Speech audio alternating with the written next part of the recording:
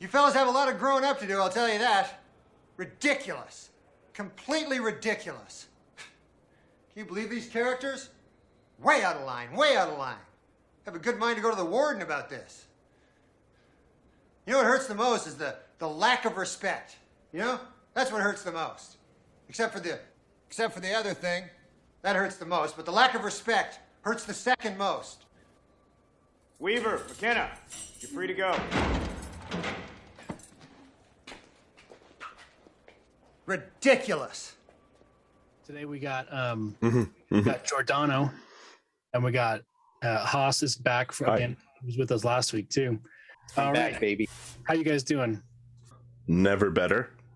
Good to hear. Never better. Thriving. Yeah. Moisturized. Yeah. I think I have moisturized. I think I have Omicron. So I'm doing great. Kind of sounds like you might have Omicron. But that's the best way to enjoy movies. It adds another layer. It adds another layer to your baritone. Yeah. How about you, Haas? How you doing? Yeah, living my best life, thriving. All right, so we convened today. This is let's call this an emergency podcast, because one of the kings of comedy has died.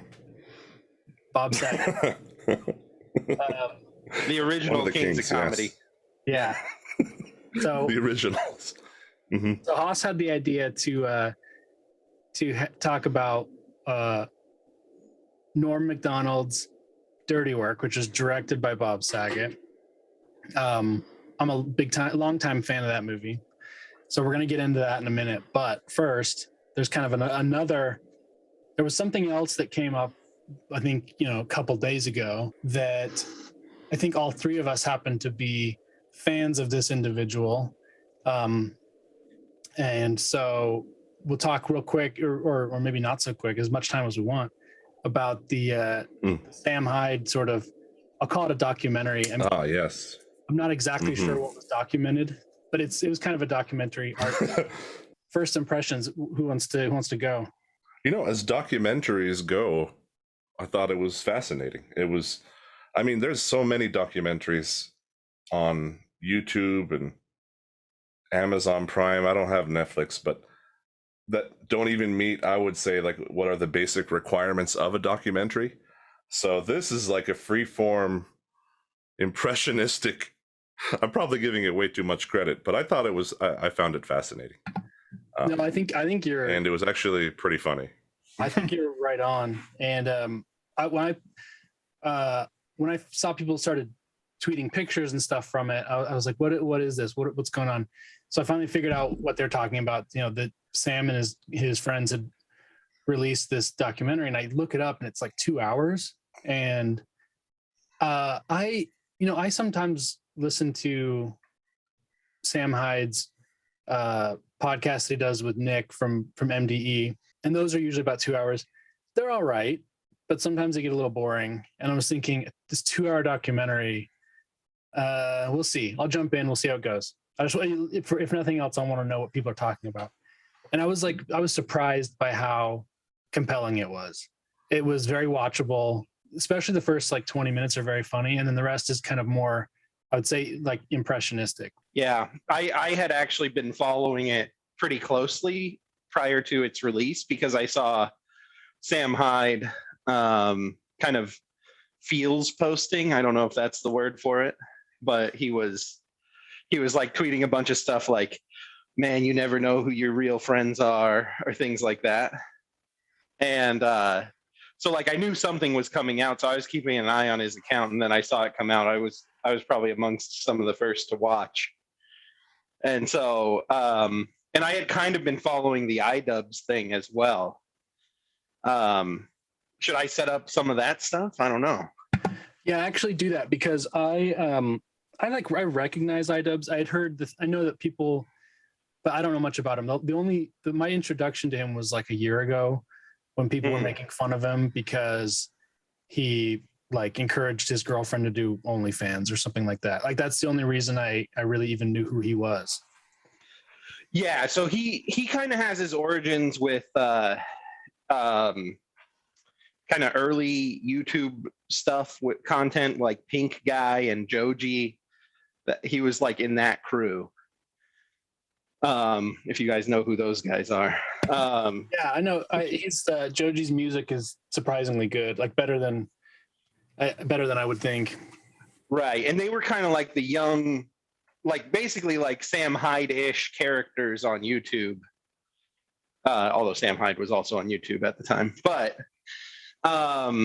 anyway, so he was in that crew, and then ended up making his own channel. And he actually, like, I think he got banned from YouTube previously, and so like he was kind of like in the same sphere that this whole sphere is, right? The getting banned from social media platform sphere, maybe.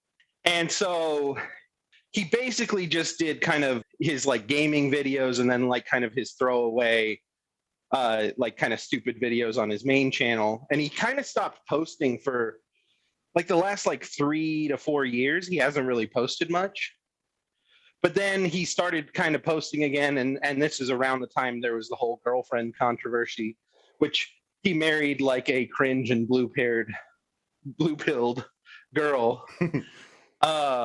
essentially, who had an OnlyFans. And like, then when his fans were kind of roasting him for it, like, come on, iDubbbz, like, you're going to have this, like, you're going to have your girlfriend, like, cuck you on OnlyFans. And then he did a video and he's like, I like it.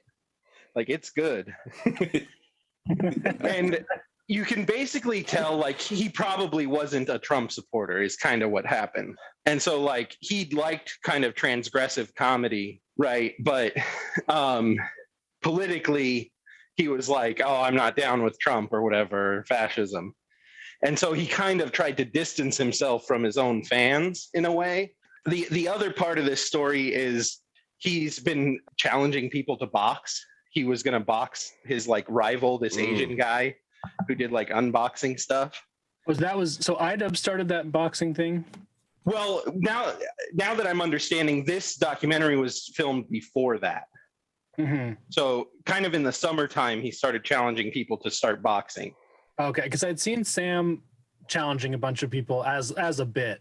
Like he's always right. Hit Rogan or something. And that kind of came because basically iDubbbz said he challenged this Asian guy to box, and he raised all the money for it, got everything ready, and then the Asian guy like chickened out and wouldn't return his calls. So he basically said, I will box anyone. I'll get other people to box. And so at that point is when like Sam Hyde on Twitter started like challenging people to box. He wanted to box Anthony Fantano in iDubbbz event. So I was kind of following this because I guess that's what I do. And then then he releases this video where he's like, I'm going to release all the content with iDubbbz. And I didn't know that, like, because like iDubbbz had essentially like distanced himself from any right-wing sphere anywhere, even though he's kind of got famous for saying the N-word to polite YouTubers like 5 to 6 years ago. That was kind of his big video. I had no idea. Yeah, he went to TanaCon, which was a protest of VidCon by some lady named Tana that was on YouTube, and he got to take a picture with her. And when he got up to her, he said the N-word right in her ear, and she freaked out. I watched his videos years back, and they were, I could see why they're so popular. They all have millions of views and stuff. It's just him acting like, doing funny, goofball, stupid things. It's, they're mostly apolitical, just not caring about anything political correctness or anything like that, which was obviously the huge appeal of that type of content. And that's what made him so, in a way, refreshing and popular and fun. It's like Trump coming in kind of destroyed that entire realm of YouTube, and everyone basically had to choose sides. And he just realized, I guess, that he couldn't be on the side of the fun side. And so it's a very sad tale. It's almost like the inversion of Sam Hyde in a way. But yeah. So then they're very similar. Then we fast forward to now, he is Wait, I've got one more historical bit. okay. So also what he did, like after he kind of disappeared off of YouTube for the most part, he then came out with like a documentary about this random YouTuber that he used to watch who used to do lightsaber duels with his neighbors, and he was just big fat redneck. And he did like a 2-hour documentary on this guy and his life and how sad it was. And then he did another one with I can't remember who he was, but he ended up becoming like an actor, and like he was this YouTuber that would like pretend to be a super nerdy guy, but it was kind of all an act, but you couldn't really tell how much was an act. And so he's been doing these like kind of documentaries on kind of these oddities of, you know, the memory hole of YouTube. And so that premise, that was the understanding with which he was coming to visit Sam Hyde. Right. So like about him. Sam Hyde understood it that he wanted to come and kind of be like, let's check in on what Sam Hyde's up to, since he kind of has been kicked off of everything. And then of course, so then he's greeted with, like, I mean, I don't know Sam Hyde personally or whatever, but you know, I think all of us are about the same age. We know guys like him. He's a force of personality. You can just tell, like, you go up against him like kind of in a social setting, you're probably going to lose. And not only that, but iDubbbz is coming to Sam's hometown, and he's going to be like following him and his crew around. So it's like Sam plus like 5 other Sams, and you can just see from the first moment he's just completely outmatched. Like any intent or any plans he had of like influencing the direction or narrative were obviously not going to work. Yeah, he was very much in over his head right from the start. When the documentary starts, and probably my favorite part of the documentary was just Sam and his crew going through a hilarious list, brainstorm of just like bizarre pranks and things that they were going to pull on iDubbbz, like while he's there visiting them. So I believe one of them was like buy hundreds of parakeets and have parakeets everywhere. Let's see, have constantly talking about Bitcoin. Just basically, they rented a small office in like an abandoned dentist office, and it's like this tiny little room that they crammed the entire crew into this filthy basement room. And they're pretending like this is their office where they work in all day. Just thinking about it is making me laugh. Yeah, but the list. It's like the list was definitely a highlight, and I'm trying to find it now. You can. Sam posted the link, but yeah, it's really funny. It's stuff like, you know, leave unpackaged meat in the fridge, you know, above the drinks. So it's like dripping onto the drinks and things like that, and act like it's no big deal. And there's something like slam like iDubbbz as a rap lyric, and like always be rapping. And then they have like the bodyguard guy like do safety checks. Yeah, and I'd seen the bodyguard. I'd seen him in skateboarding stuff, because he was or is a pro skateboarder. But yeah, he's, you know, he's like, you know, you can't leave your bag on the ground, that sort of stuff. It's a security risk. So when I saw their list of stuff, it's like, you know, this was really funny to me in theory, but then once iDubbbz shows up, he clearly, I mean, at least to me, he clearly wasn't falling for any of it. He could tell that they were just being disingenuous wackos, which also works because now he can't, it's like, how do you make it? Well, it all goes back to what was iDubbbz's, or what is his, what's his reasoning behind doing this documentary? You know, was it just to show a slice of life, or was it to paint Sam as some kind of an a-hole? That I'm not fully sure about. I wonder what you guys think about what his intentions were with filming this. But he clearly, after the first few minutes, he's like, well, he doesn't know what to do. Yeah, my suspicion, I mean, I'm sure, I mean, I guess I don't know. I'm not familiar with like the iDubbbz persona too much. I mean, if possible though, if you're that kind of guy, if you do happen to get the footage, where Sam is saying, maybe saying, oh, I regret how my career is gone, or he's expressing embarrassment or whatever, that's going to go in there, and that's going to be like that's what iDubbbz would have done.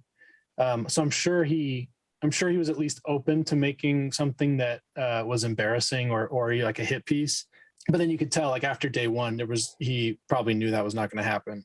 And then there's like the interview, which I guess is, this is kind of like the dramatic climax of the thing, even though it's like happens like less than halfway through. So everything after that is like, the interview kind of is the only thing we get as far as what was iDubbbz's intentions doing it.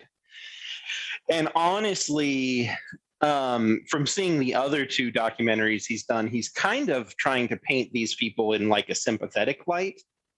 And from at least one of the questions, he was kind of implying like, I know you're not a Nazi.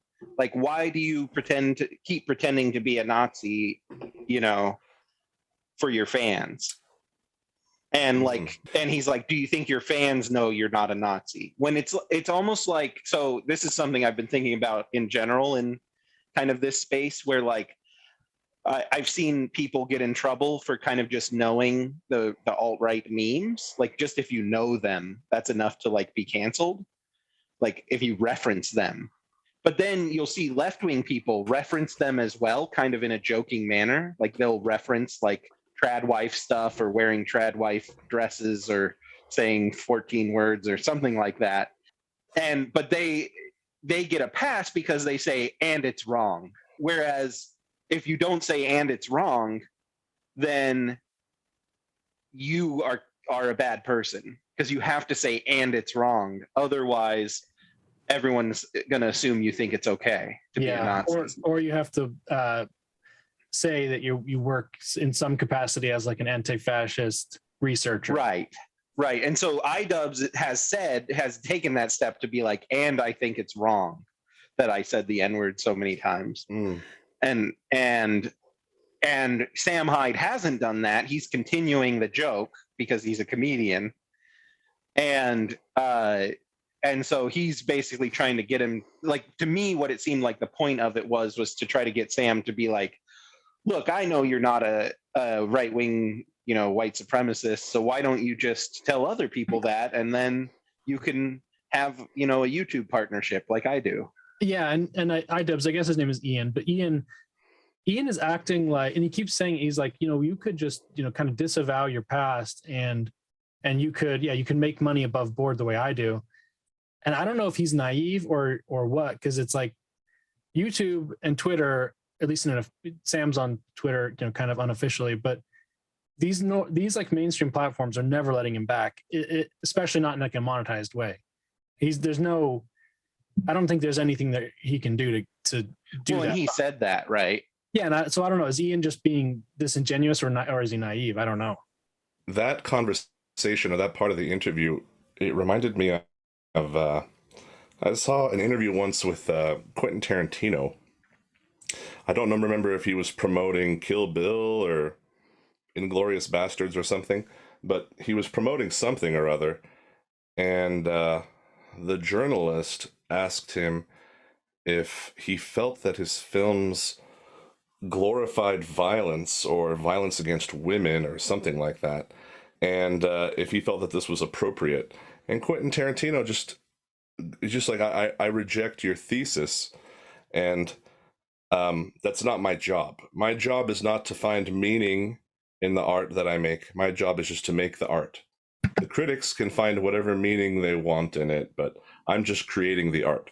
Whether or not, this is like up for debate, but I feel like Sam Hyde is just, he's making the comedy. He's making jokes. If you want to interpret that as he's a Nazi or he's an anarchist or whatever, but he's not going to come out and say like, all right, at the end of each YouTube video, remember to get out there and vote, and this is all satire. Yeah. Like, that's just really lame. Right, and it would ruin any humor that would be there. Yeah, exactly. Right. So I was also going to say that this causes, like, the answer to iDubbbz question about like why not just try to do it above the board, I think is answered by the fact that he didn't release the footage. Because like, why didn't he release the footage? And he obviously didn't, not because they messed with him, but because being associated with Sam Hyde would be career suicide for him, right? Well, that's what I wonder. Didn't he know that before going into it, though? But maybe he thought that he could go there and get Sam Hyde to kind of get serious and be like, yes, I'm not a Nazi. I hate Nazis too. Like the only acceptable end result for him would have been something that he had either made Hyde look like a bad guy or made him look repentant.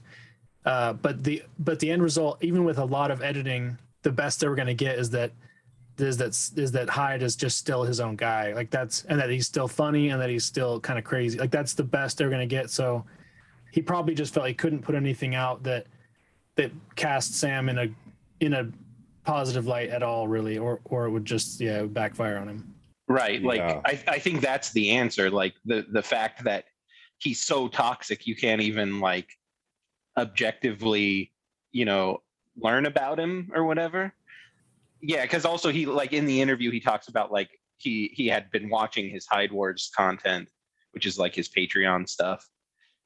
And like so he's obviously like paying attention and kind of knows a decent amount about what Sam's all about, but because he had like referenced like his interviews from years prior, his like stand-up comedy that he used to do where he would just say super racist stuff to get the audience mad at him. That one of my favorite parts of the whole thing where he's saying like, when you do other interviews, you're not serious and you kind of make fun of the interviewers. And Sam's like, well, it's because those aren't serious people. They don't deserve serious answers. And Ian is like, well, you talk to Fantano, and that my favorite part possibly. Sam just says, well, that guy sucks. Like, and he does. I mean, Fantano's very lame. Yeah, he sucks.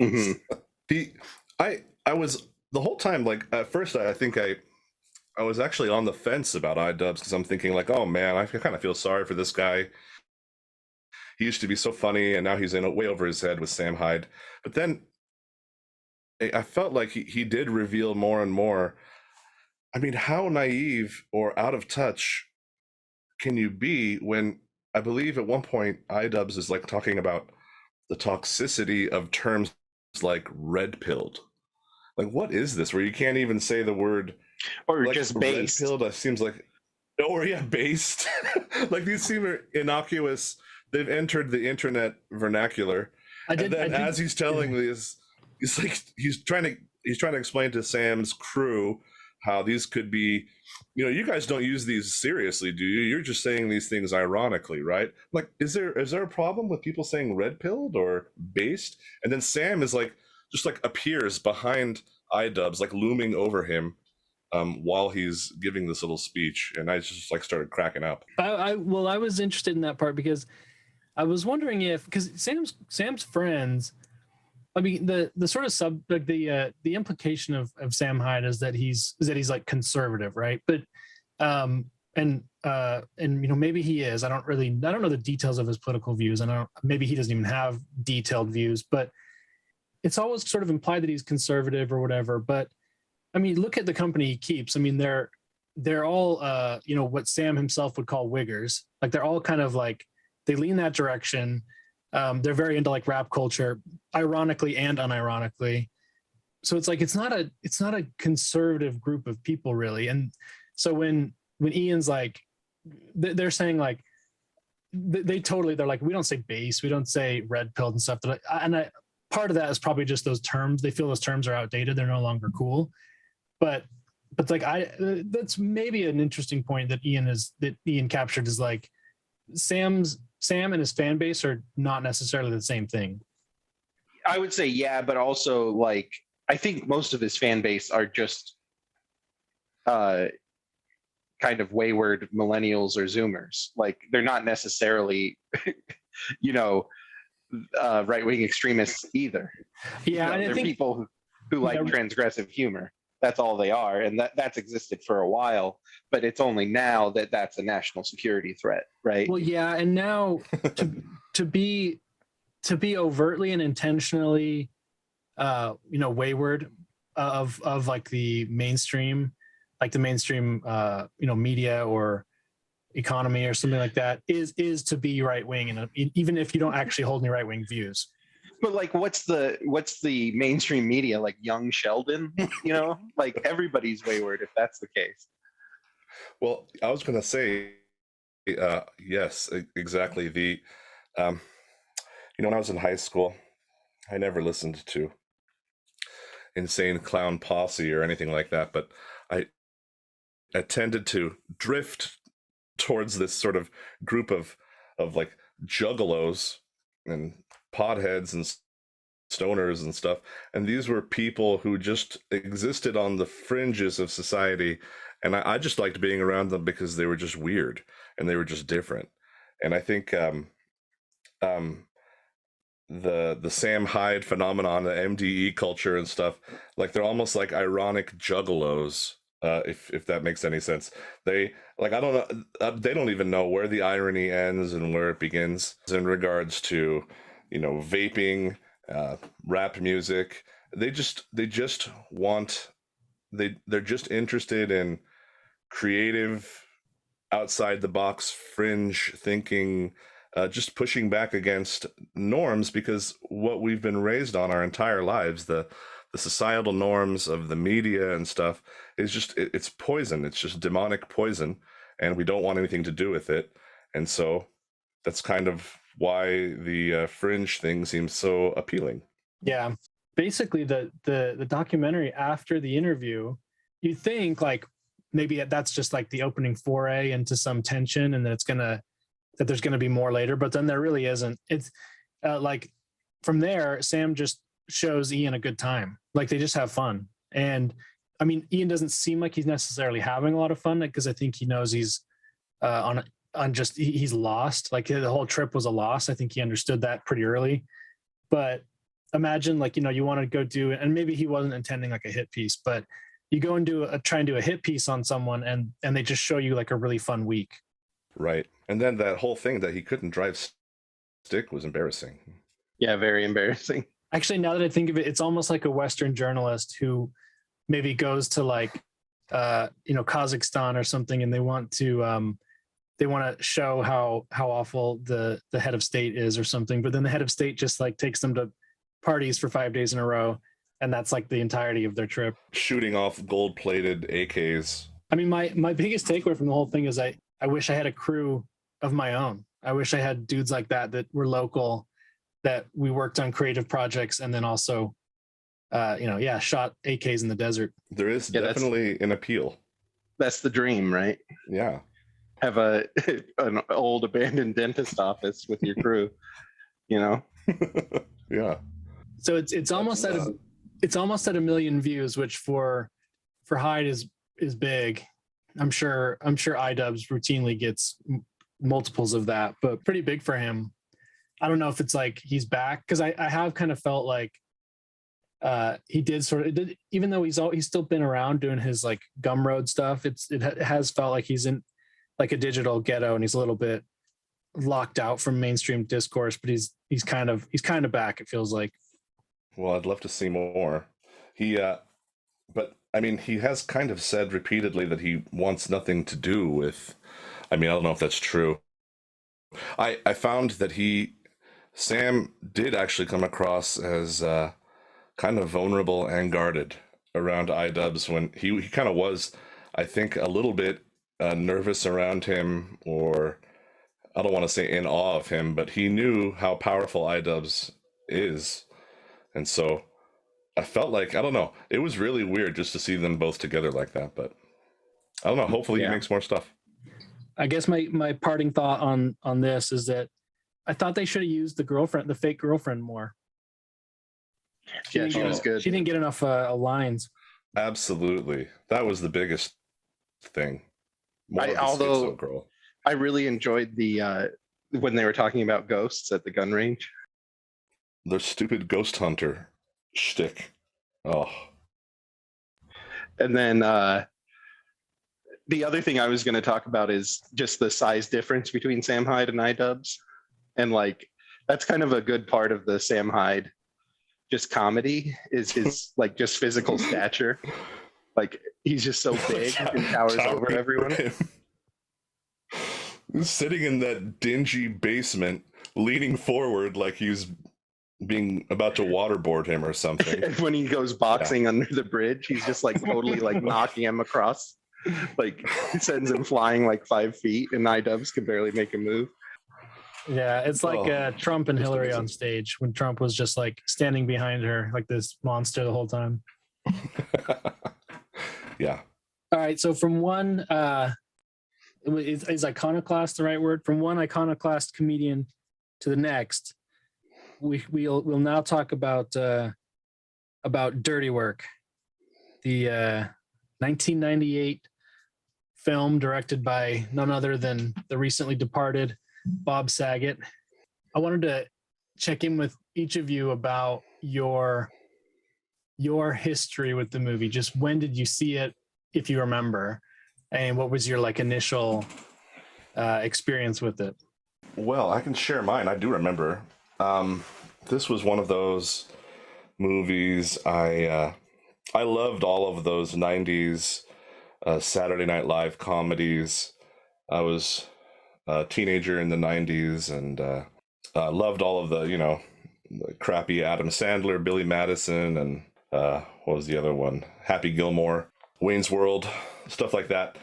I loved Norm MacDonald, but I never saw, in 1998, I don't know how this is possible, but I never saw Dirty Work when it initially came out. And I was working like in a movie theater at the time, so I saw literally everything that was out there's like a 2 or 3 year stretch where I watched every movie. But I missed Dirty Work because I think it was only in the theater for like 5 days. But when I returned home from serving a mission, I enrolled at BYU, Idaho.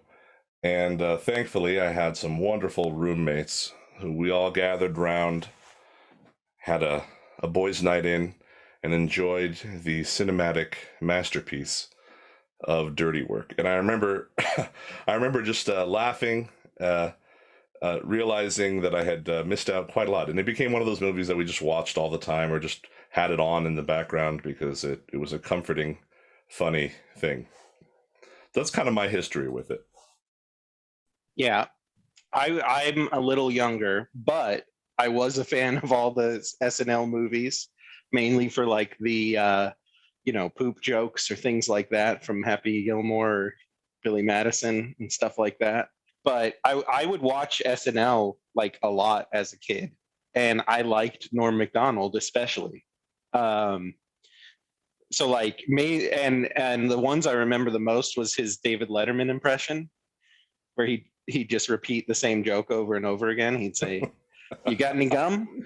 And like he just kept saying, "You got any gum?" I remember that. That sticks with me from when I was a kid. And then like also he did one where it was Matthew Perry was the host, and they did like a sarcasm 101 class, and like Norm was the character who couldn't do sarcasm. And so he would be like, they would just say like, "Could you be any funnier?" Like that was like the Matthew Perry style sarcasm. And so then Norm MacDonald's like, "Could I not want to have sex with you?" And they're like, "What?" He's like, "I mean, I want to have sex with that girl." And so anyway, like I always remembered those skits. And so I was a big like Norm MacDonald fan since I was a kid. And so when Dirty Work came out, I don't know if I saw it in theaters just because I don't know, but I definitely like we had it on like VHS and then DVD shortly thereafter. But yeah, I definitely didn't see it in a theater. I don't quite know when I first did, but I'm pretty sure I had this friend who he had the best cable package you could have. So I saw a lot of movies with him. He was really into the like physical comedy, any like really slapstick stuff, parts of movies that would not even occur to me to laugh. Like, and Dirty Work has a lot of these moments, where like Norm is getting tossed out of a building, which happens, like 6 times in the movie. he gets thrown on the street. That sort of stuff. Yeah. To me, that's like, okay, you put that in the movie, but it's not actually funny. It's like, it's just like it's like to say this is a comedy movie, but personally, I never laugh at parts like that. But this friend would laugh really hard. And, it's a phrase people will say like, oh, I'm peeing my pants laughing. This friend literally would, we're like 14, 15, but he'd like pee his pants all the time. I don't know exactly why, but this was one of those movies where he was doing that all the time. So we watched it like probably 20 or 30 times. And I remember thinking it was actually quite smart. And like, I like the sort of Norm style of like misdirection jokes where he like says something serious and then quit immediately, like goes another direction. And I think my friend probably didn't care about any of those. He just liked watching like Artie Lang get punched in his fat stomach, or watching Norm get thrown through a window. Like he thought all that stuff was like brilliant, and he would laugh his head off. It is good. It's truly Shakespearean in high and low humor. One of my memories of Norm MacDonald from SNL is I was in high school with the O.J. Simpson trial.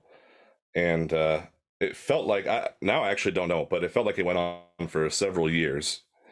And I even remember in class when the verdict was being announced, one of my English teachers or someone had to wheel out a TV. We had to stop all learning so that we could watch the O.J. Simpson verdict. And I recall on Saturday Night Live that week talking about Norm MacDonald. You can see all the compilations. I mean, it's probably why he got fired from SNL, but he loved making fun of O.J. Simpson and saying he was a murderer, which I felt like everyone knew back then. Everyone was fully aware that he did it, but for some reason on TV, I guess you couldn't joke about that as much. Not overtly, anyway. Yeah, and that's definitely kind of a big part of Norm's entire career is the OJ jokes. Yes. Well, and the Clinton jokes, I think, played a part in him getting fired. Yes. Yes, it's just like saying that, you can be funny, but you have to stay, there's certain things you just can't say. And I recall a red pill moment for me was when Norm MacDonald said something like, okay, the trial's over, and now OJ can start his search for the real killer. And that was the joke. And it just like, it unlocked something in my brain, because this whole time, I like to joke about him being innocent. And, I thought it was actually kind of funny the way that he was found not guilty, because it was so insane to me. But then when I heard him make that joke about how he was going to go start his search for the true killer, it was almost a very sobering moment, because I realized, well, there is no real killer. OJ was the real killer. He's the one who did it, and he just got away with murder. So it was like this moment where I just witnessed on a national stage that you can get away with murdering someone.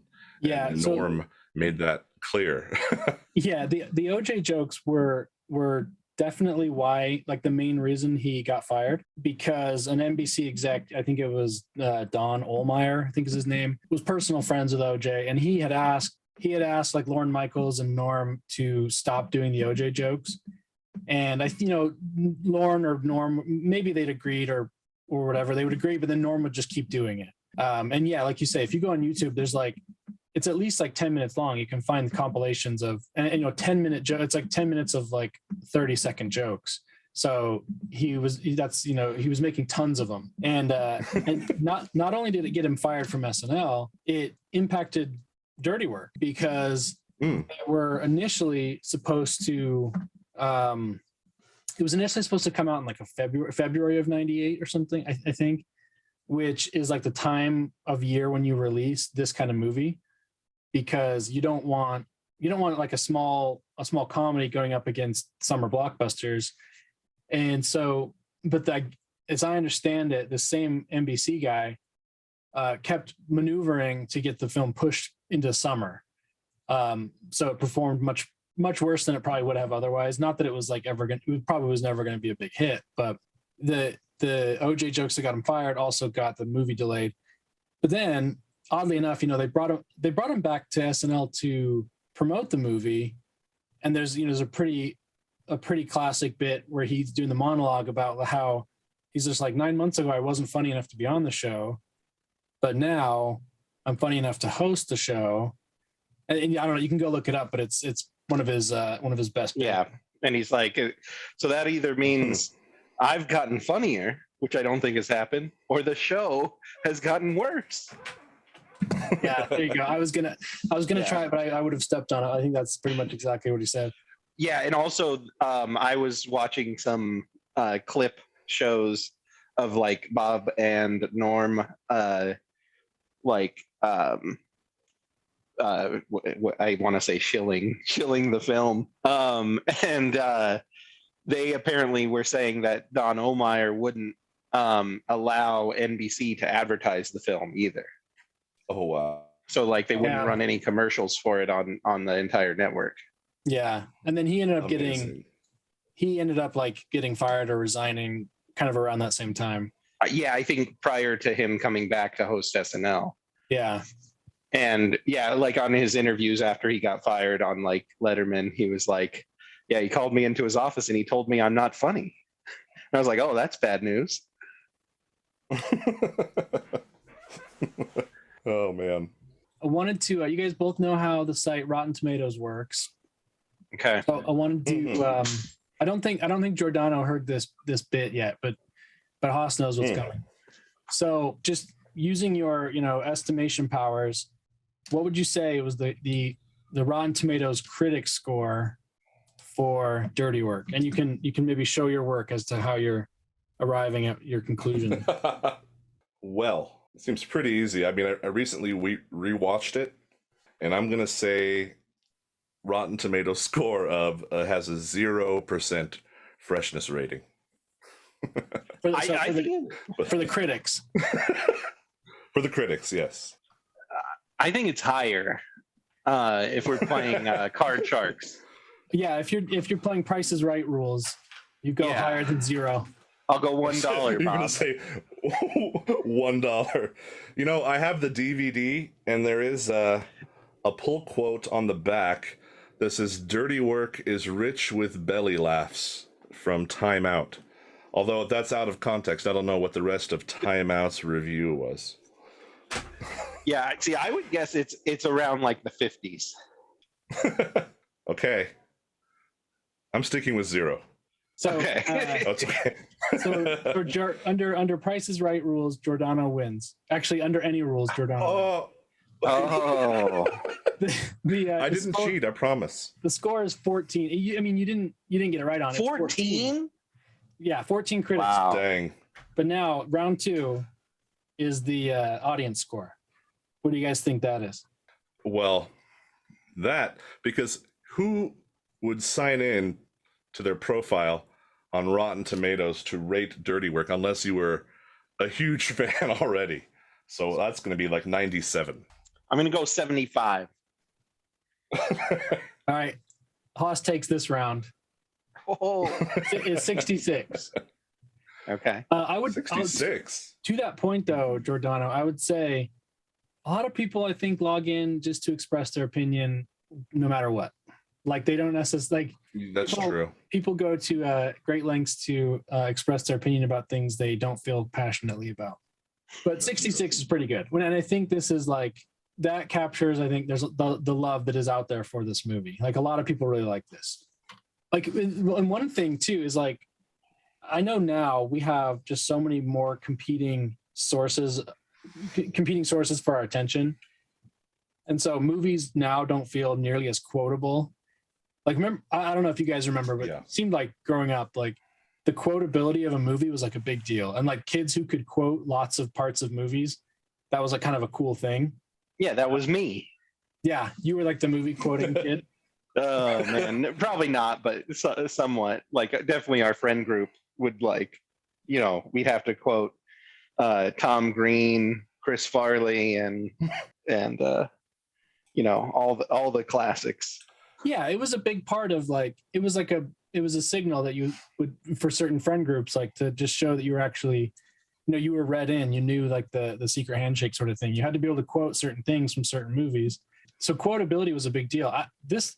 I feel like this movie was quoted a lot, and it only made $10 million. Yes. So in the theater, not a lot of people saw it. But Yeah, I think I knew it was more of a cult hit, that it kind of didn't work out in theaters, but it's punching way above its weight for $10 million of how long it's been remembered. Yeah, there's a bunch of lines from this movie that I feel like, and people may not even realize that they come from this movie, but yeah, I feel like it comes up all the time. On quotability of movies, yeah, there's kind of like 90s comedies, and then like there was kind of a shift, I want to say around like Old School maybe and beyond, like when like the rated R comedy became big. Oh yeah, Anchorman was like the which I don't like, but I was a missionary in 2004, and Yeah. Man, everyone was quoting Anchorman. That was really annoying to me. But that one like took guys by storm. Yeah, and so like comedies kind of changed, where like they had to be either like super absurd or just like dark comedies or something. Whereas like in the 90s, it was like the son has to go back to school to win his father's fortune. Like it was, very like there's some kind of premise, but it's essentially just a way for whichever comedian it is to do their bits in a movie. Yeah, I wonder if the creative process for them is like, okay, think of 10 skits, and then how can we fit them all into one storyline? Right. Yeah. And so for Dirty Work, shift, like you guys were saying, yeah. Sorry, go ahead. I was just going to say, for Dirty Work, the premise was they do pranks for a good cause. Right. Yeah. Their whole premise was just like, they just wanted to find a reason to shave a bearded woman, the bearded lady at the circus. Norm thought it would be hilarious if you shaved the bearded lady's beard off and ruined her career, and then she wakes up, and they found like some beautiful actress. Was that Rebecca Romaine Stamos or something? I'm not sure. He's like, what if she wakes up and she doesn't have a beard and her life is ruined? Like, there's no way to put that in. There's no plot for that, to work. But they found one, doing tricks on people. Right. Yeah. Does anyone want to do a quick summary of the movie itself? I can do it, or whoever. I think you do it. Sure. Yes, yeah. So, and I watched it like 2 days ago, so it's pretty fresh. So, basically you got these two friends, Sam and Mitch, and they're always kind of bullied, and they like to use elaborate pranks as a way to get back at their bullies, going way back to elementary school. They grow up, they're both losers. Mitch's parents, I guess, are like both dead. He never had a dad. What did I say the other one's name was? Sam and Mitch, is that it? Or yeah. And then so Sam, who's played by Artie Lang, Mitch, who's played by Norm MacDonald, they both appear to be like coming up on 40 or around 40, but in the logic of like 90s comedies, that's okay. Sam lives with his dad, and the dad needs a heart transplant, I think. Chevy Chase is the dad's doctor. He says, I can get you the heart transplant, but you need to get me $50,000. I have a gambling problem. If I can pay off my debts, then I can work some behind the scenes magic and get your dad the heart. So they, both guys, down on their luck, realize that their real talent and passion is elaborate pranks for getting revenge. They start this company, Dirty Work. Dirty Work becomes a vehicle for Mitch to meet the girl of his dreams, and win her affection. And then they pull some epic pranks, and then they win. And the dad gets his heart, right? Yeah, he gets the heart in the end. And there's the conflict of, did the pranks go too far? And then he redeems himself. Yeah, so one final prank. He almost loses the girl because of his pranks, but then he uses pranks to win her back. Classic. And one thing I always forget about this film is Chevy Chase, his incredible cameo or character of the doctor who is in debt, and he's like selling hospital beds and stuff and trying to make money. Yeah, which he's in that because of gambling. Little subplot. Sports gambling. Yes. And Norm in real life is a gambling addict. Yes, that's right. He blew tons of his money on sports betting. The Chevy Chase scenes I always thought were just like really funny, but I always forget about them.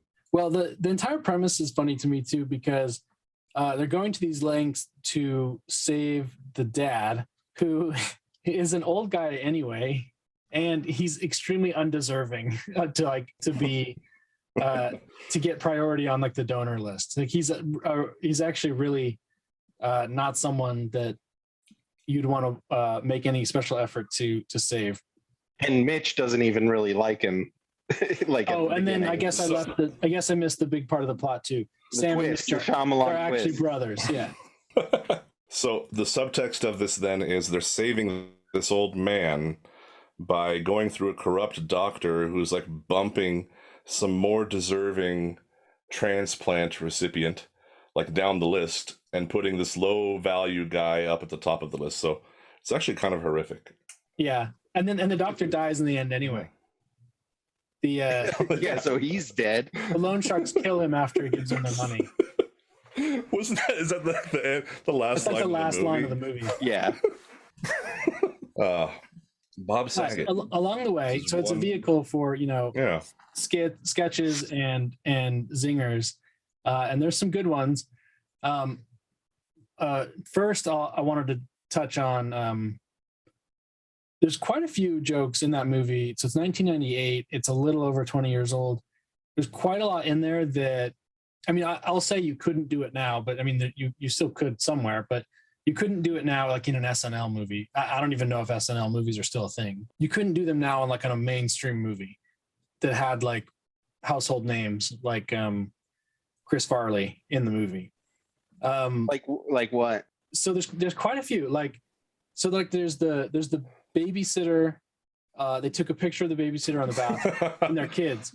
And he's like that picture. He's like, I still think back on that picture, and they show the picture. It's not explicit really, but you wouldn't do that now. You wouldn't have a reference to like an underage girl or anything like that.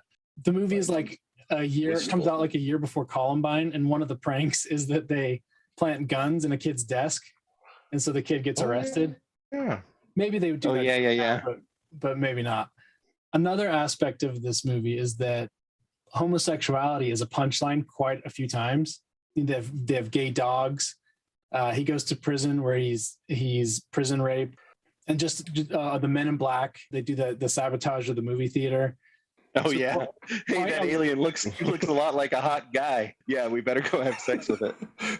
Yeah, and there's probably quite a few more throughout the movie where homosexuality is a punchline, which is I don't know. Do they still do? I don't see a lot of comedies anymore because you can't do it anymore. Comedies moved to just like YouTube and Instagram and TikTok and stuff, but and Twitter. Jump in here if you think of any others, but I have a few more. When Don Rickles is giving them the rundown at the theater, he's like, if you screw this up, I'll send you to Kuwait. And then he does like the Allahu Akbar, noises. Probably wouldn't. But that's Don Rickles. Don Rickles is old enough to get away with it, I guess. But yeah. Maybe they'd still do the dead hookers joke. That's kind of like one of the main jokes of the movie.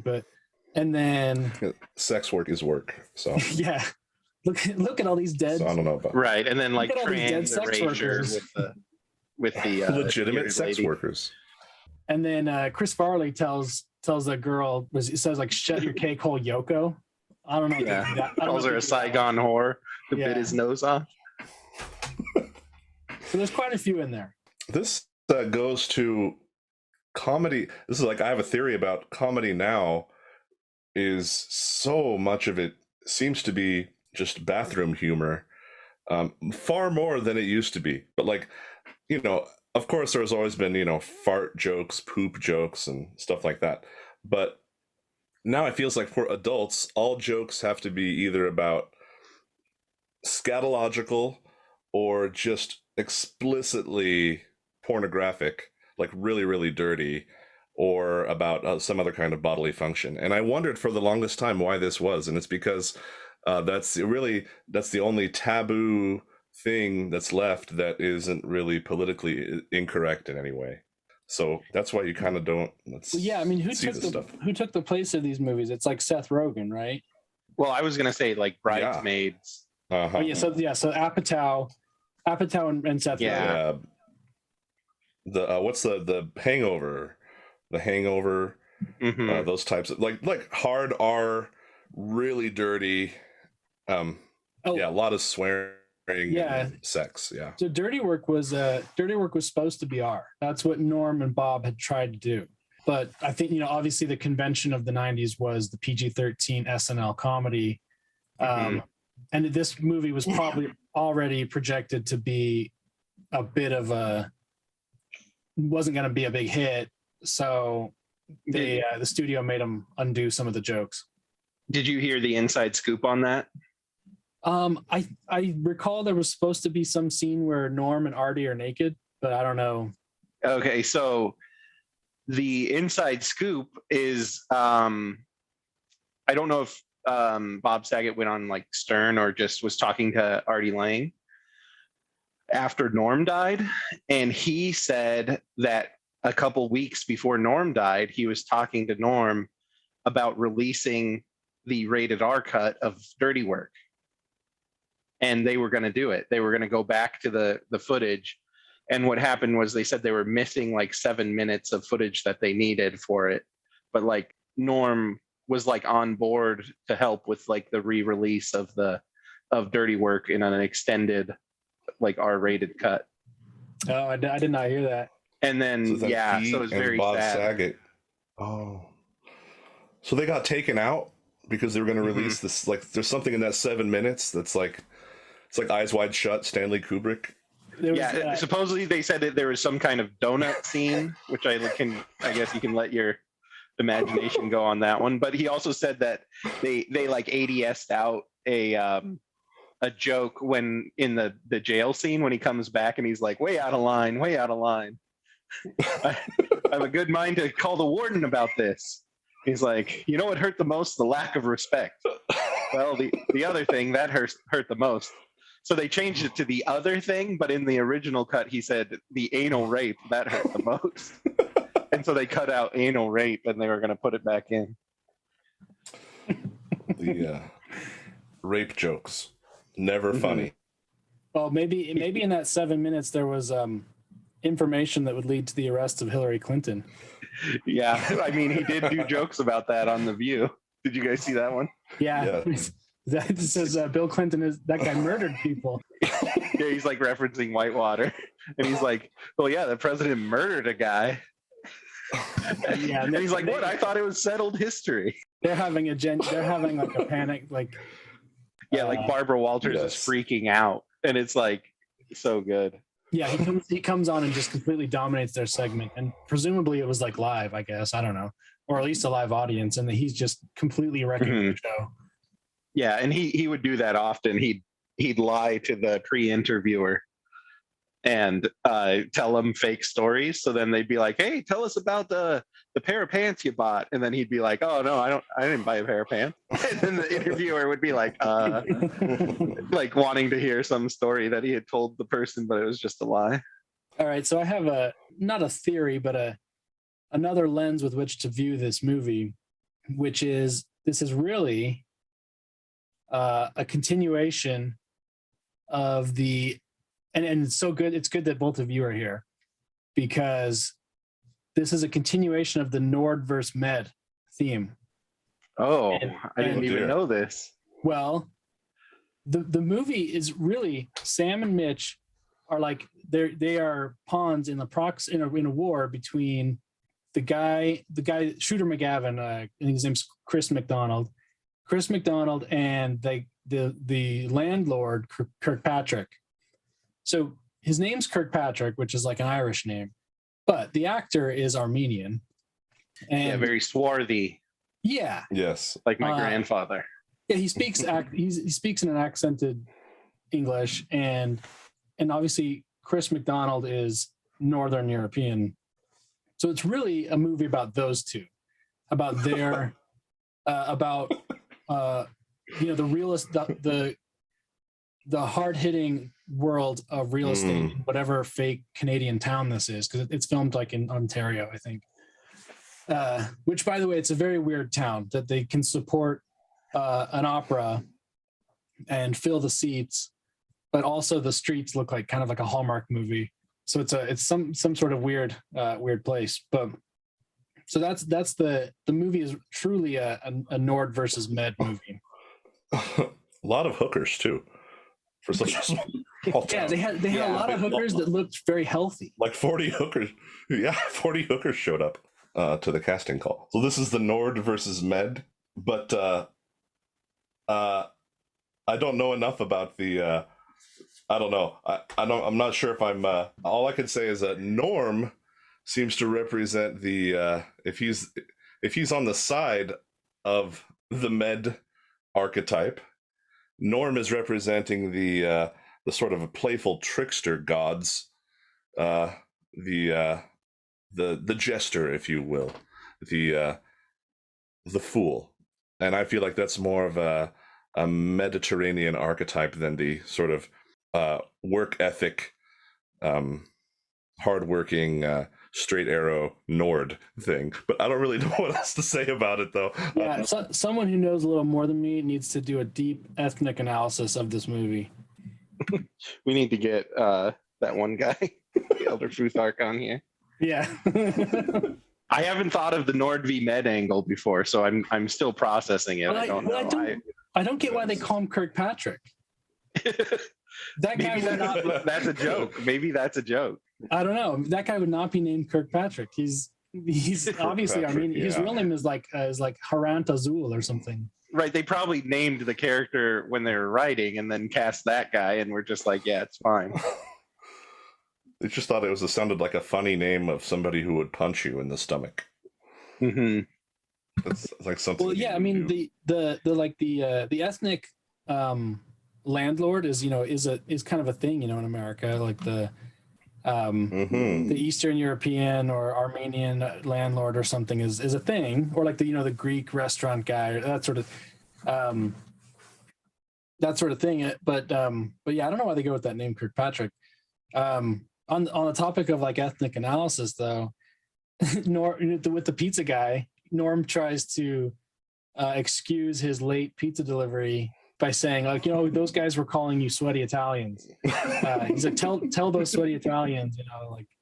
And then there's also there's mobsters in the movie. There's like Italian mobsters. Oh yeah, it's like Norm. Italians and Armenians and stuff. That's kind of one of the very few ethnicities you can safely show or lampoon without people really getting upset about it. And I'm sure Norm would do more if he could, but I don't know. Norm just he always seems like actually such a nice person. He always struck me as a kind of the funnier guy that makes all of the other comedians laugh, but maybe comes across as a little too weird for normies. Oh yeah, he's absolutely like the comedian's comedian. Yeah, so I wonder if he just like this stuff like an Armenian named Kirkpatrick or making fun of Italians. It just seems like stuff that would be funny just to Norm MacDonald himself. Yeah, he's absolutely someone who would put jokes in that are only for himself. Mm-hmm. My novel take on this one was going to be that Norm's character and probably Norm himself were like the original troll. It's basically like trolling as a job. Oh yeah. Well, on that, so like maybe that's why there's an affinity for Norm, because he's just like messes with people for fun, and like does it to like advertise himself in a way too. Like it's very reminiscent of like modern day trolling. Yeah, he was absolutely a troll. I mean, with the OJ stuff and just his like behavior on SNL, always doing things that he was asked not to do, and or jokes, putting things in a jokey way that you'd have to think hard enough about what he was really saying to get the joke and be offended. But if you got to that point, you probably already agreed with him. Have you heard of his feud with Chris Katan? No, remind me of. So feud. Basically, he disliked Chris Katan a lot and thought he wasn't very funny because he just kind of like, was like a more physical comedy guy, didn't really like have any writing chops or And something. didn't Norm call him gay a bunch of times? Right. So like that was a big thing. He was insecure about like being called gay. He really didn't like being, and I thought Chris Katan was gay. I don't know if he is now or not yet or whatever. But anyway, he said that for one episode there was some like hot girl hosting, and like Chris Katan was like trying to like impress her and wanted to be the funniest around her and all this stuff. And then they were rehearsing it, and like they do like 3 or 4 rehearsals prior to the show, and basically Norm like was pretending like it was a Twilight Zone sketch, and he was like pretending like he couldn't do the acting, so he just kind of like read through the words really fast. And then Chris Katan was like getting really upset at him, like, come on, you got to do it good, like this is my one chance, like to be in this skit with this girl or whatever. And so then they're like going live, and he's like, come on man, don't mess this up for me. And then basically Norm like turns to the host, the girl, and he's like, he's gay, right before they cut to the like live skit. And then he goes totally serious and like does his like acting where he's like the host of Twilight Zone, and he's like, in a world, and like does it perfectly, no problem. And then Chris Katan's all flustered because he said, he's gay, right Yeah, before it went on. I felt So like he did these kind of like pranks in real life too. So it seems like it's part of his being. Yeah, and I actually felt bad for Chris Katan because he was on some show like the day after Norm died or something, and they asked him about it, and they wanted a statement of just like, don't you feel bad sort of thing, and Chris Katan gave that statement. He's just like, yeah, Norm was great and we were friends and all that. And I felt bad for him though because I could tell he was like faking it. He didn't like Norm. Chris Katan kind of sucks. Yeah. Although I did watch Night at the Roxbury, all those SNL comedies. But there's another one I heard that he did to Bob Saget during the filming of this. So like Artie Lang bought like a brand new like fancy Cadillac, and Bob Saget like asked if he could borrow it or something, and then he ended up like ramming the tire into a big pothole, or like there was a manhole cover that was open. And so he got a flat tire and like almost ruined the wheel or whatever. So they had to call like a tow truck. And when the tow truck came out, Norm goes to Bob and is like, hey, the tow truck guy says he wants your autograph for his kids, from Full House. And he's like, oh, okay. So like at the end when he goes up to like the foreign tow truck guy and is like, oh, and what do you want me to sign? And he's like, no, $50. And he's like, no, I will sign something for your kids. And he's like, I want your money. No sign. And so Norm just totally made it up. It was to make Bob look like an idiot. Giordano, you before we started, you were telling me you'd done some a deep dive on Bob Saget, and I'd watched Dirty Work and I'd read about Dirty Work, but I hadn't really looked much into to Bob. Anything interesting you learned? Well, the deep dive is just basically my life, my lived experience of growing up watching Full House and America's Funniest Home Videos for many, many years. And I always just found him to be, there was a long period of time where Bob Saget, I loathed him so much. Like, I hated him. And this is, in my childhood. I don't know why you were an anti-Saget. That's right. I was definitely anti-Saget. I remember watching Full House every Friday night on TGIF. It was the first show lineup. I don't remember ever laughing or even smiling at any of the jokes. I just felt like it was something that we as children were just supposed to watch. And I watched this show, dutifully for years. It was awful. And then America's Funniest Home Videos came out, and I just remember like this resentment growing inside of me towards Bob Saget. I hated him like more and more of his stupid jokes and his little voices that he would do over the voiceovers for the silly videos. And this is a true story. Like I got to the point where I remember sitting down and like writing I don't know if it was a sci-fi piece. This is probably I'm glad I didn't show this to my parents, but I was like, what if they could invent a software that you could pick any celebrity or something from TV, and then you can just like simulate torturing them or shooting them. And I had this whole idea in my mind of developing this just over Bob Saget because I hated him so much. But then when I saw Dirty Work, it said in the credits, directed by Bob Saget. And I was just like floored by this. And I remember telling my roommates at the time, like, what Bob Saget? Like the Bob Saget? And of course, none of them had any idea what I was talking about because they weren't, like Asperger's like me about every piece of media they've ever watched. And so I actually like it, like a light switch flipped in my head. I suddenly loved him now because like to make this movie after all those years of that stupid the voiceovers and stuff, he just became he was like a god to me in my head. It was so funny.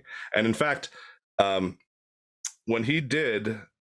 Norm MacDonald did the roast of Bob Saget, if you ever saw Bob Saget had like a roast on Comedy Central in the early 2000s, I think. A classic. When I watched that on YouTube, I think that was one of those moments like I had never laughed so hard in my adult life.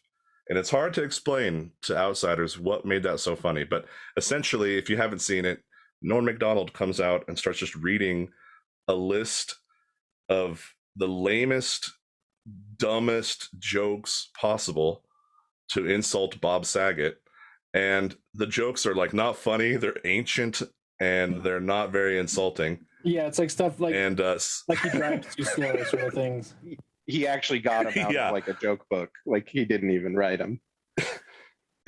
I heard once in the comments section or something that somebody Googled like jokes to tell at a roast, and that they found Norm MacDonald's list on a Yahoo Answers, and that he just printed them and read them verbatim. Right. It's like, that's not all that you have in common with Rin Tin Tin. And like no one was laughing, but like I was just laughing so hard. Well, the people on the stage were laughing, but nobody in the audience was laughing. Yeah, like I think they were just Geraldo's there. bewildered. How he gets it, and some of those other guys kind of get it. Yeah. So Bob Saget fully redeemed himself. I think I've heard that I don't know if it was, I mean, I'm sure that he was happy to collect, a paycheck and have steady work for all those years, but I had heard that he just, did the whole dirty comedian thing, as pushing back against his squeaky clean image. Well, I think he like had dirty humor prior to that, because as I understand it, he like did stand-up comedy or something like prior to being an actor. Because I think that's like the way you became a comic actor back in the day, right? Like you had to have been a comedian. Yeah, I'm sure he was. So I think I had this thing with Bob Saget where I was aware of him from Full House, of course, and AFB, and then periodically you'd see these glimpses into his like more his blue material, and it annoyed me because I thought the bit he was trying to do was I'm the squeaky clean America's dad, but now I'm doing naughty jokes, which I didn't love the comedy anyway, but I thought that's what he was trying to do. But then I think I kind of pieced it together later that that's just who he always was. Like the Full House was just him getting paid. Like he just got this opportunity, so he took it and got paid. But that wasn't. But before that, he was dirty. Then he did his network TV stuff, and then he went back to being dirty. I see. Right, because like Norm on his podcast talks about it a lot. How like some comedians, and I think this is why he like didn't like Chris Katan.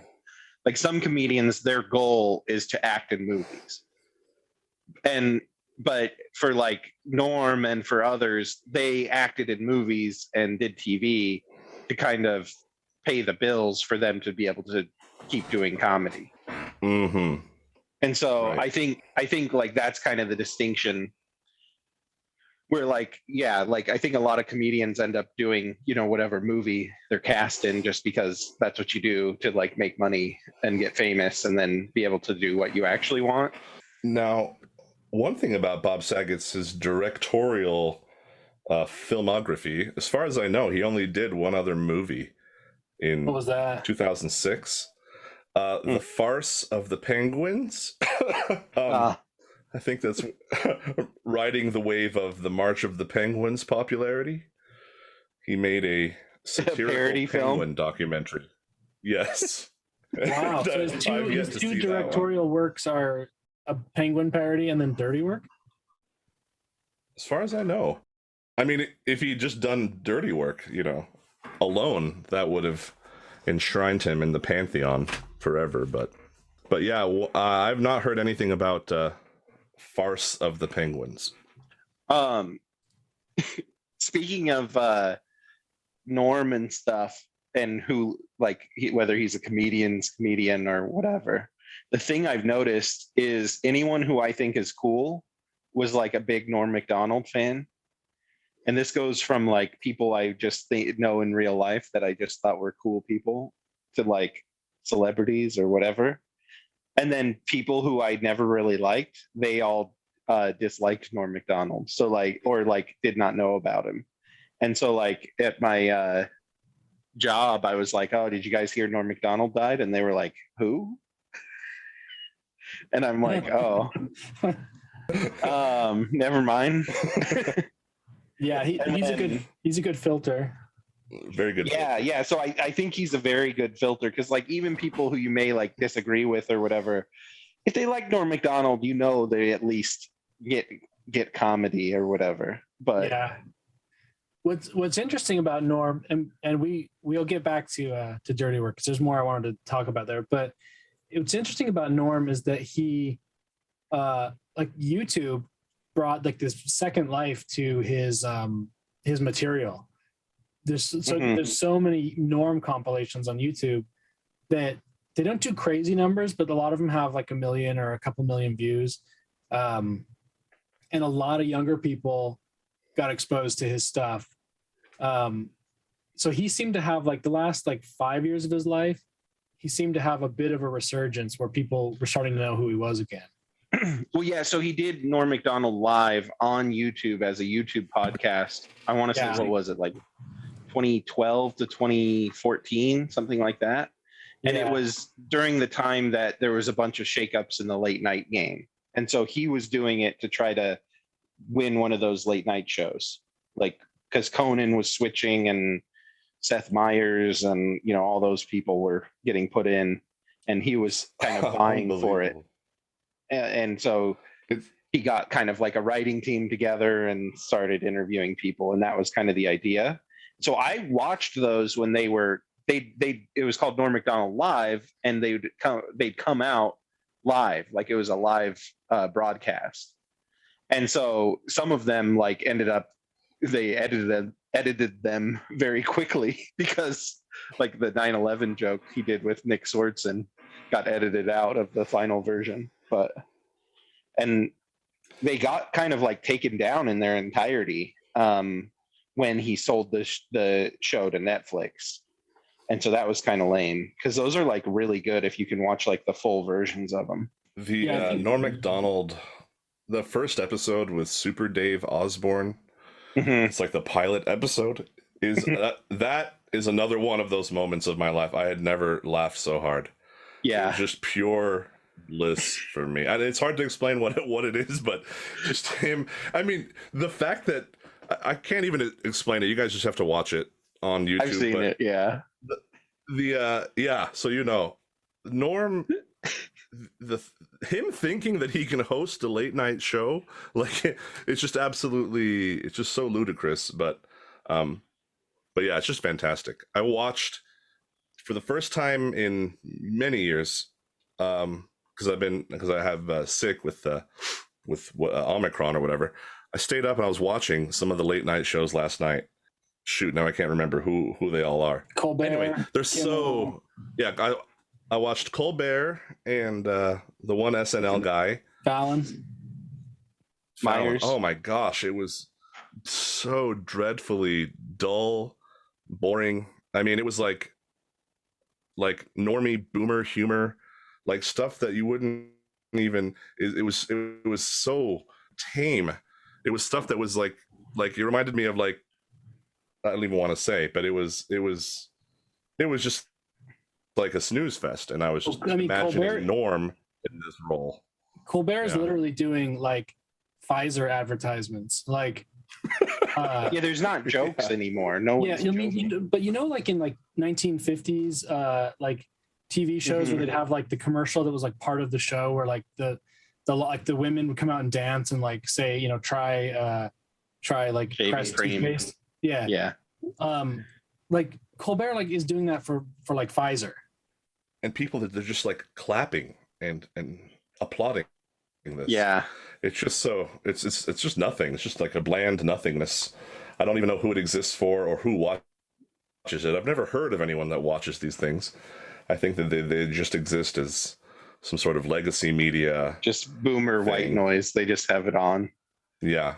Yeah. Like ASMR. But imagining like this, like Norm was the, to bring it back to the Sam Hyde thing, but he was the, his show, especially the early episodes, but his podcast was like the MDE of talk shows. Yeah. Well, so, one of my favorite ones is the Billy Bob Thornton one. If you can find that one, that's like so funny.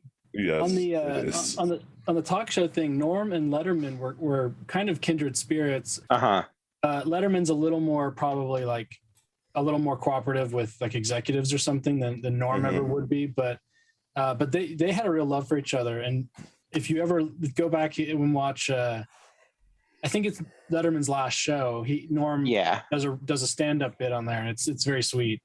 Yeah, and Letterman went to bat for Norm when he got fired, and I think similarly, he did the same thing he does to all the talk shows where he like lied to the pre-interviewer the first time at Letterman. And then Letterman was like so entertained by it that he kept having him come back on because he thought it was so funny. But he did the final episode, like bit in the show where he like broke down in tears because Letterman was the first comedian that Norm ever saw live in Canada. Oh, that's right. I remember that. Yeah. All right, I'm gonna jump us back over to the movie. Although this is good stuff. I have a little list of. Wait, what is this? Some kind of movie podcast?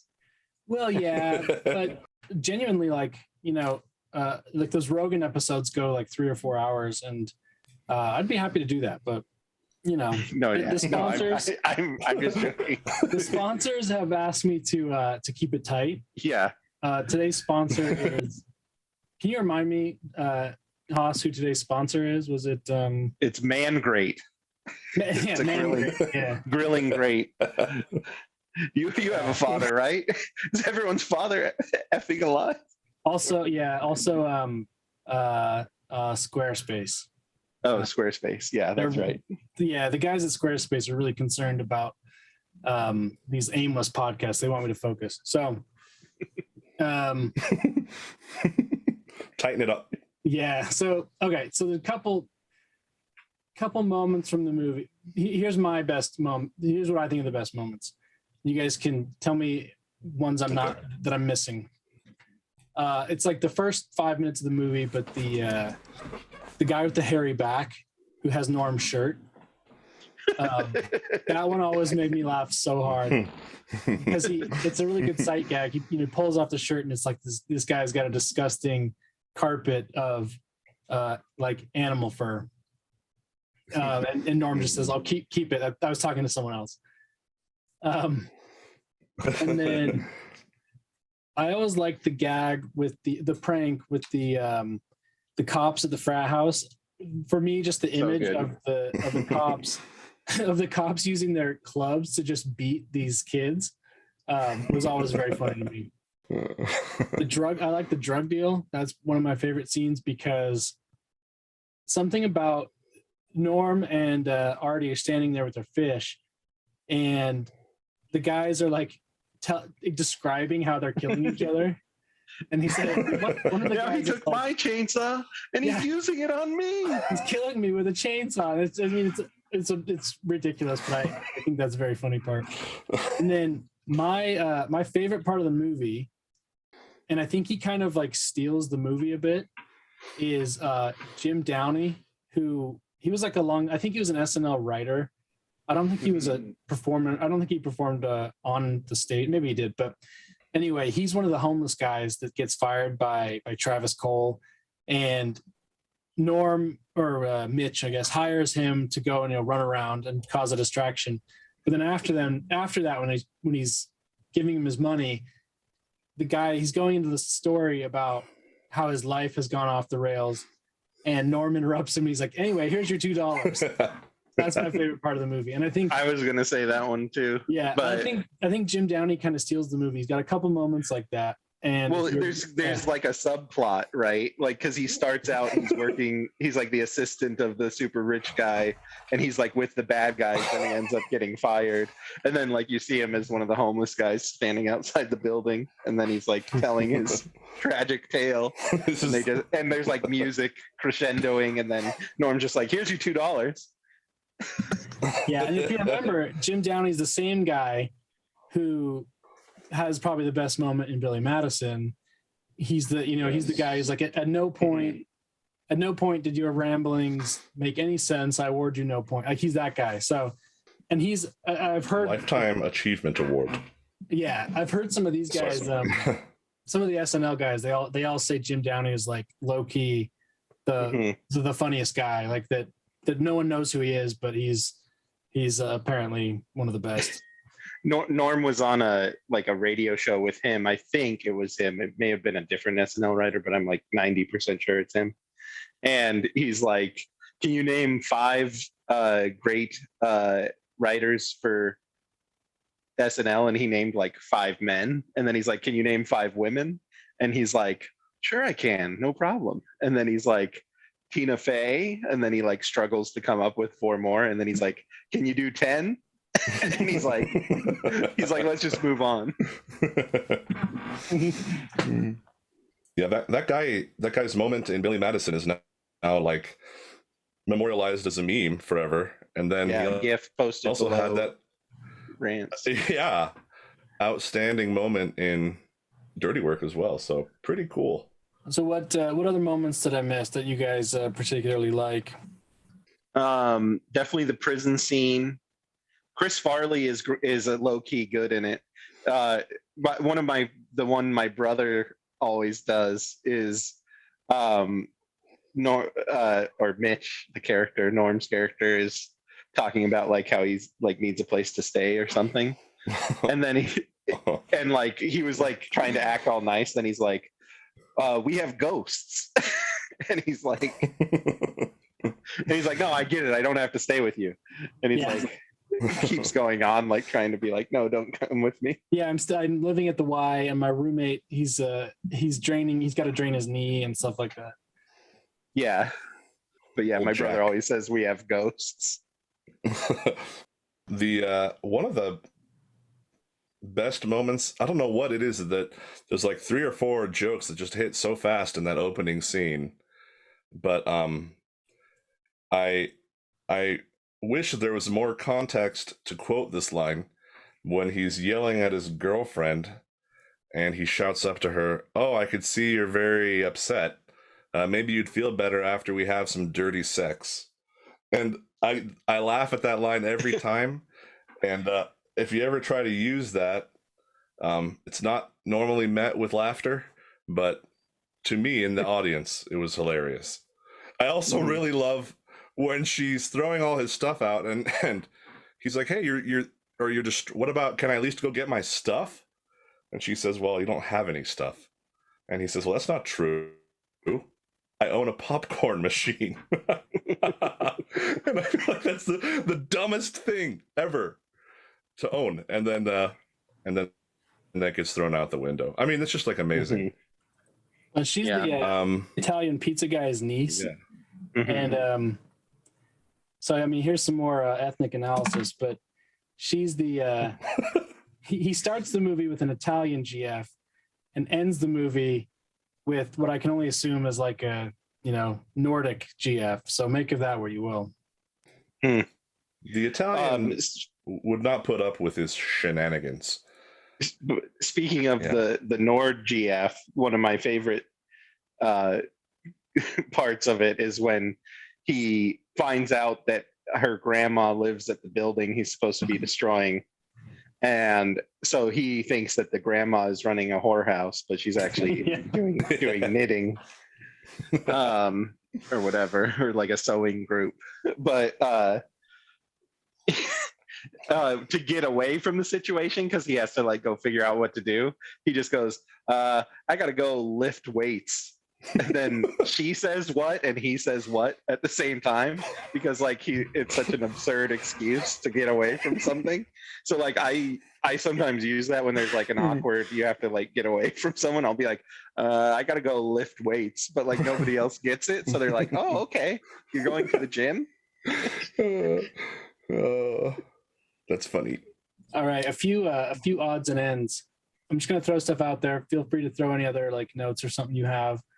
As I understand it, this was Farley's last movie. He Almost Heroes came out, I think, like right before this, but this is the last movie that Farley. He died during the filming of that movie, though.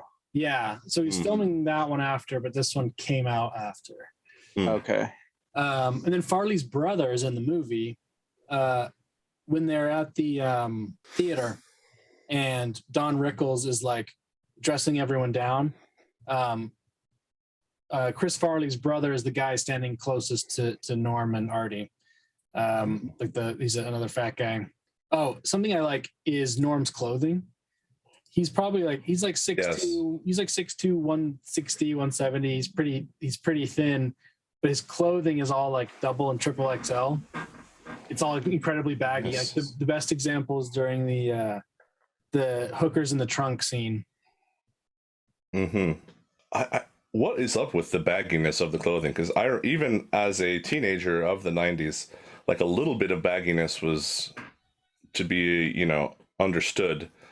That was the style. But I remember it was way too baggy even for the time. So it was like a style choice. Because then Artie Lang also had everything he wore was like 3 sizes too small.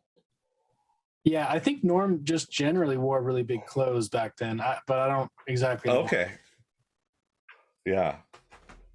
Just to emphasize the sort of tall, skinny, and stout, and fat dichotomy, maybe. It's a humor thing, comedy trick. Yeah. One of those humor jokes I keep hearing about. Apparently, science has shown that this is funny. Oh, and then one other thing, the note to self, like sort of, I'll call it a meme that runs throughout the movie theme or whatever. I've tried to use that as a meme online. It never really seems to pick up to catch on, but it seems like a good meme format. Picture of Norm MacDonald, note to self, and you make fun of someone. Yeah, should be a good meme format, actually. I have a story on that. Dirty Work inspired me to buy a recorder. I got an MP3 player that could also record, and I would I thought it would be funny to do notes to self just from that movie. But then ended up just sending home recordings as attachments and emails on my mission. And so I'd kind of like be walking around and just talking about stuff, and then that's what I would send home, and it was because of Dirty Work. Do you have all those MP3s still? I do on an old hard drive, so like I don't have them readily available, but yeah, I could get them. Okay. Wow. Dirty Work inspired. That's cool. Yeah, I could. It's a journal, and there's probably some gems in there that you wouldn't have if it wasn't for Bob Saget's Dirty Work. The story of when I got shot or shot at. All kinds of stuff. Cool. Yeah. One thing about Dirty Work, as I noticed on the most recent viewing, was the soundtrack. I don't know if you were going to say anything about that. I was, but I'm glad you brought it up. Yeah, the soundtrack I was actually impressed at how many big name songs from pretty big name artists. Like it's almost it's like a cliche 90s soundtrack, because there was Third Eye Blind, Better Than Ezra, Green Day, Chumbawamba, and The AC/DC. classic Chumbawamba. Not the deep tracks either. Yeah, Chumbawamba before they sold out. Yeah, I was into Chumbawamba before they sold out too. Yeah, I noticed that too. I was like, wow, this is a greatest hits of the 90s music. I'm the only one they missed is Spin Doctors. Oh, I can't believe that it wasn't on there. I thought that it would be. As I was watching, I was like writing down all the artists I recognized, and I thought like for sure Spin Doctors would be on. I thought so too. After 3 of those, I was like, oh, they must have Spin Doctors in this movie, but then they didn't. That one cost too much. Have you guys tried to show this to someone who didn't see it when they were younger, like or closer to the 90s? Maybe my wife, but if we did, we probably. Yeah, I think I've tried to show my wife, but I think we only. I've tried to show my wife, but she's not a movie watcher. Yeah, we only got like 10 minutes in. I showed this to my wife, and I have a story with it. Hopefully she won't be. It's an interesting story. Hopefully she won't be upset that I share this. But we're watching the movie, having some laughs, and they get to the part where Don Rickles is harassing one of them. I don't remember who, but he puts his his head down to the guy's stomach, and was like, "Oh, hello, ice cream. Are you happy in there? How are you doing in there, ice cream?" Like, making some stupid joke, right? My wife turns to look at me, and she's like, she's not breaking down or anything, but she's like, years and years ago, I had like the last bit of ice cream in the freezer when I was a little kid, and her older brother, to torment her, when he found out that she had the last of the ice cream, he went over to her and put his head down on her stomach and made fun of her and said, "Oh, hello, ice cream, how you doing in there?" And it made her cry, and it was like this traumatizing moment. And for years she just thought that he made that up on the spot, and so she was so pissed that she's like, "Wait, he just stole that from this stupid movie." One of millions of kids who was negatively influenced by Don Rickles. So the Rickleites, I call them. The School of Rickles. So that was my experience showing that to my wife, although I think she was a little tiny bit upset at that scene. But no, I haven't. Usually what would happen is if I show this anytime I try to show anything to people, I feel like I usually have a pretty good idea of what they'll like and what they won't. So the people that I know who would like this have all already seen it. Yeah. You don't think like a fresh Zoomer born in like 2002 would enjoy a Dirty Work? They're out there, maybe. I don't know enough about. The only Zoomers I know are like kind of tuned in and a little tuned into older guys. So I don't know what like a true isolated Zoomer whose parents are only like 20 years older than him. I don't know what they are like. Yeah. Somebody was saying that all the Zoomers that are, have been online their whole lives have been hanging out with older guys their whole life. So probably already know all our culture.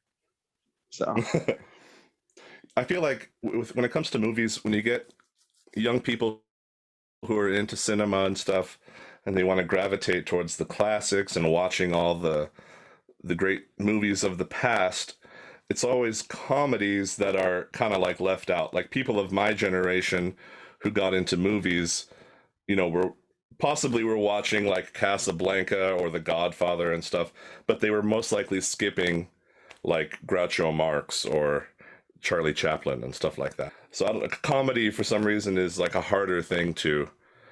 It's more of a. It's more. I don't know. Comedy can be hard. Like we talked about kind of at the beginning. These 90s SNL comedies, they didn't have strong stories. That was like intentional, and I think, I don't know. It seems like just a totally different type of filmmaking that there's any. I don't know. Someone maybe does this now, but it's not present. Back then, you do these sort of things, and it was a mainstream movie that got like mainstream marketing.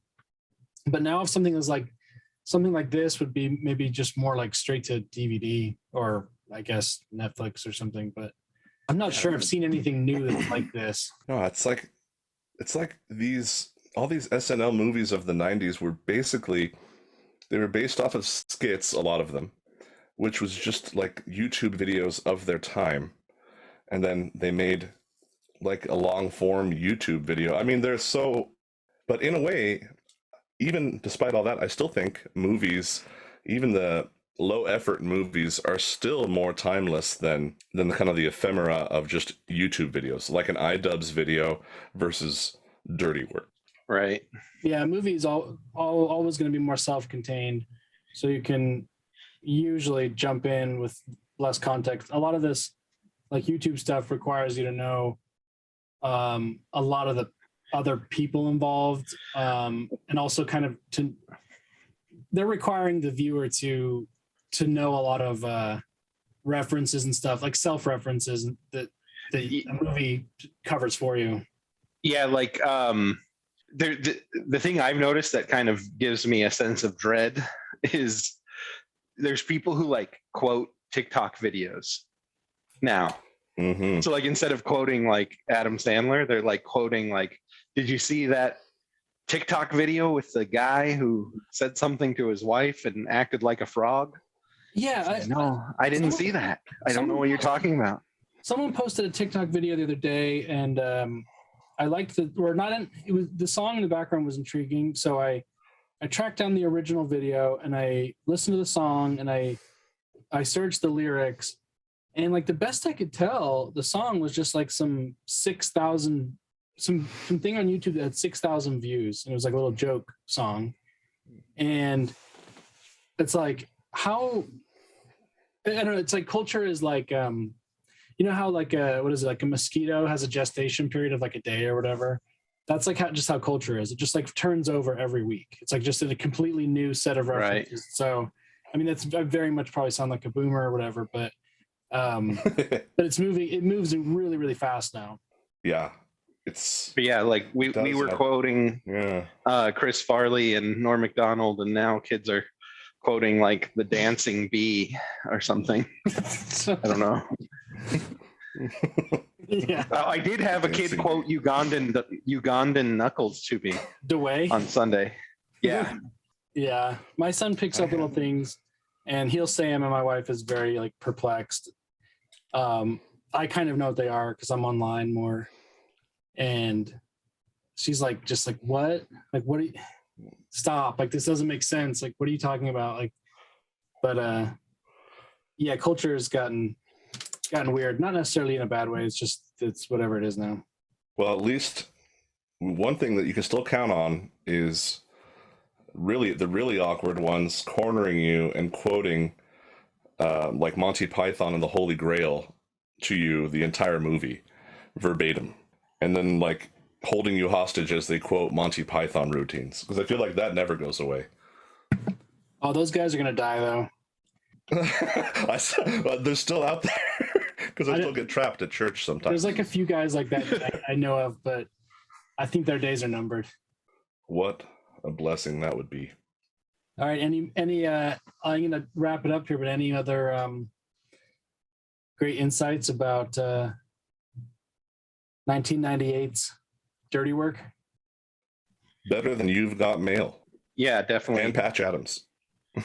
Yeah, what were the other comedies that came out that year? Were those them? I wrote The Truman Show, Something About Mary, The Water Boy, The Wedding Singer, Half Baked, and The Big Lebowski, which admittedly, The Big Lebowski's pretty high art, but you know, I'd probably pick Dirty Work over all of those, other than maybe Big Lebowski. Yeah. All right, guys. That was right. pretty fun. Figured out Dirty Work. Did it. Yeah. We didn't really talk about Bob Saget, but he died. It's sad. So that guy's dead.